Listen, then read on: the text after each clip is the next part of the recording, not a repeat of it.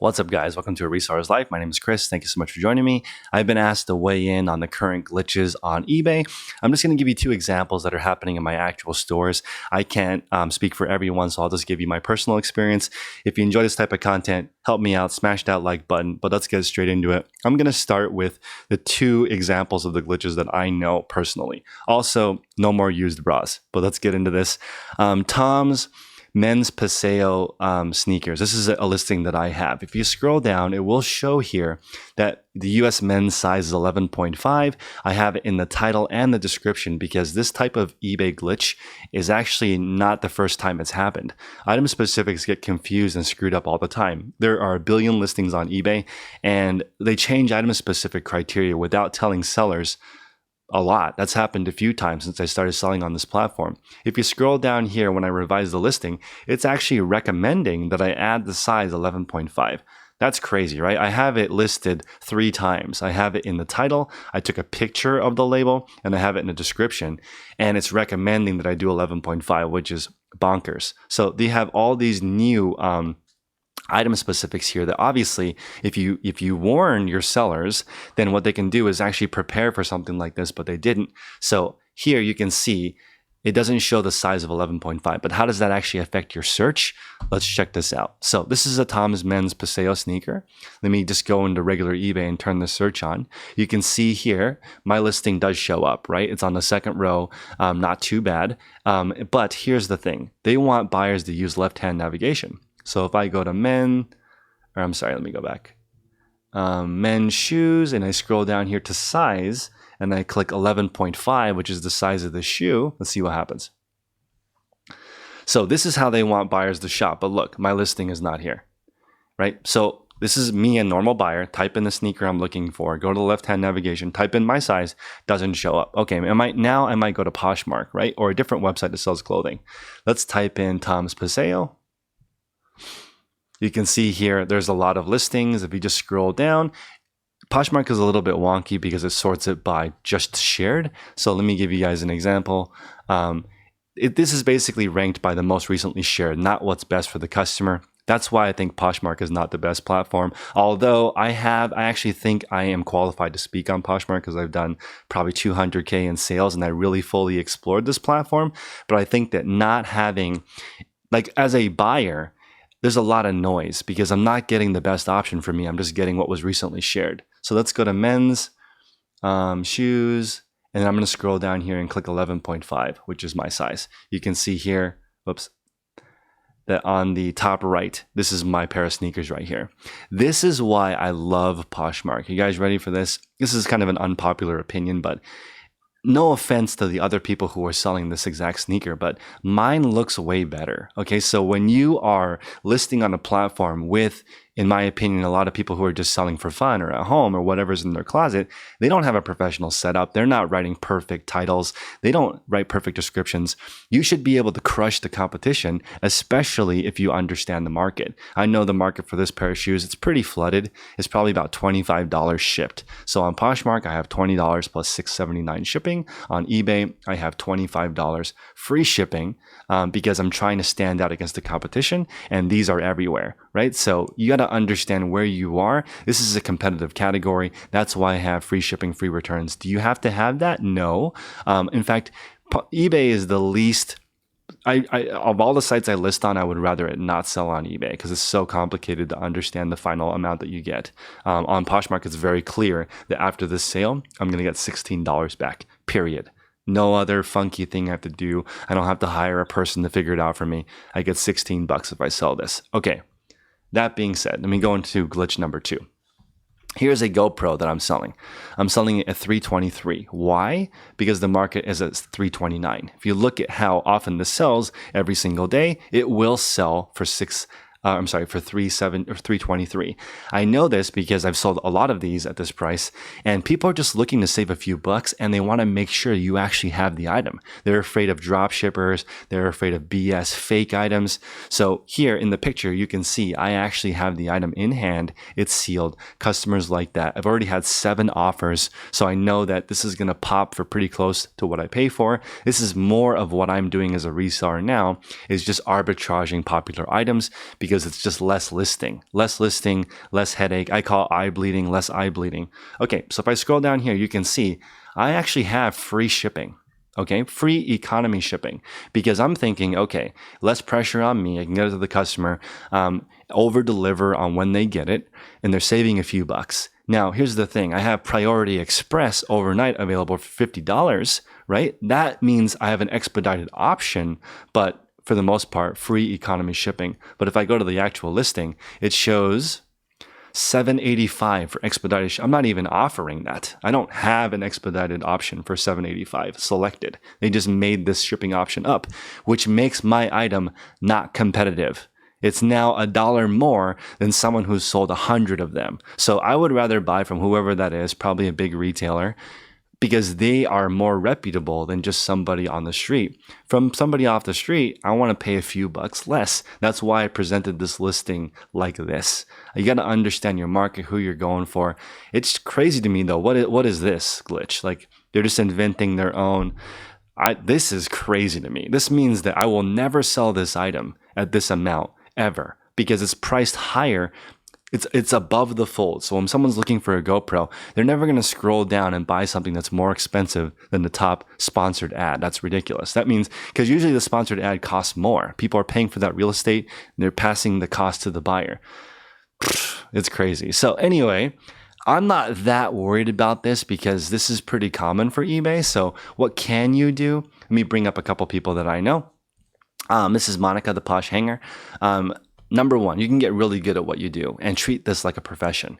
Okay, this is one of the best businesses to do at home. You don't need to buy a course. You don't need to sign up for multi-level marketing. It's not a pyramid scheme. It's real. All you can do, you can just start with stuff at home, go out, source a few things. There's no extra overhead because you're doing it at home. You don't need any employees. You can get started today. Okay, there's very few restrictions on eBay. You can get going right away. But here's the thing. Eventually, you will run out of time and space.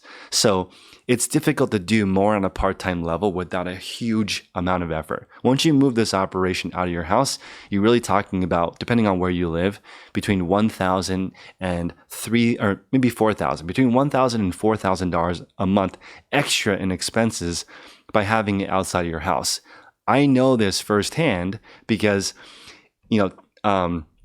let me show you guys what I was trying to build. This is Adidas.com. They have they basically outsource every single thing that they do in their company. And you can see here they have 5% negative feedback. That's what happens when the owner or the founder doesn't do anything in the business. They just outsource the whole thing. So if you take a look here at Tech and Sports, this guy does most of the work himself, or he has people doing very specific stuff, very specific store, very cool, runs it, I believe, out of a duplex, but it's not in a commercial location. I don't believe it. It looked like from his Instagram that he's not doing it from a commercial location. That saves a ton of money.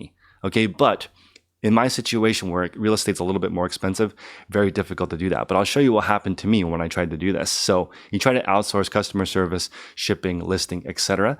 For me, I had almost 100 negative feedback. Okay, this is what happens when you don't do any of the work at all. I have a bunch of eBay stores, some that sell only replenishables.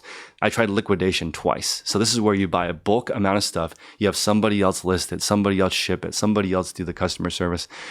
You take a beating, okay? And I know that this as long as you maintain above standard, it doesn't hurt your search rankings that much because obviously Adidas is a reputable seller. One thing that I want to bring up here for you guys to just recognize, if you type in Adidas, down here, I believe there is a new item specific that is authorized. Let's take a look here.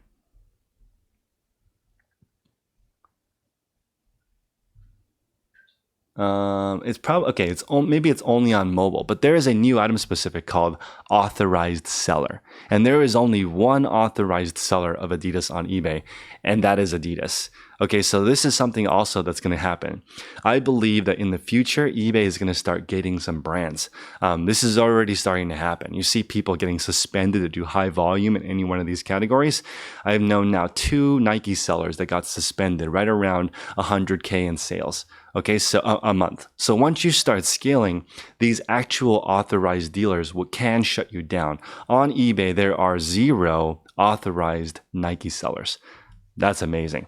Okay, anyway, when you try and scale your business and outsource everything, you're going to take a beating when it comes to customer service because you can't do it all yourself. When I was operating at this scale, we were listing right around 100 items a day. I even cross-listed 100 items a day. And my Poshmark closet when I was doing this was called 100 new listings daily. And that was the model. Just get as much stuff up as possible. The problem is, and I didn't fully realize this until I visited Phoenix, I have a huge disadvantage doing it here because the cost of labor is a lot higher. Also, the cost of space is a lot higher. So if I lived anywhere but California or New York, if I lived in the middle of the country, I would probably opt for this liquidation model because it's pretty easy in a sense that you just buy stuff, it comes in, you just list as much of it as possible, and you're going to earn money because the cost of liquidation is really, really, really cheap. I was getting some of these liquidation deals. I was getting brand new shoes sometimes for $2. I was getting really nice brands for 90% off MSRP. The problem is all of them are damaged. All of them have defects. It's like a lot of work. It's basically, in my opinion, bulk thrifting. You're just getting a huge amount of stuff and then you just throw it up on the internet and then it will sell and you will earn money. It's just complicated when you have that additional cost. So I recommend for you guys, do different products, do different platforms, learn how to do your own marketing. The most common marketing is Facebook and Google Ads.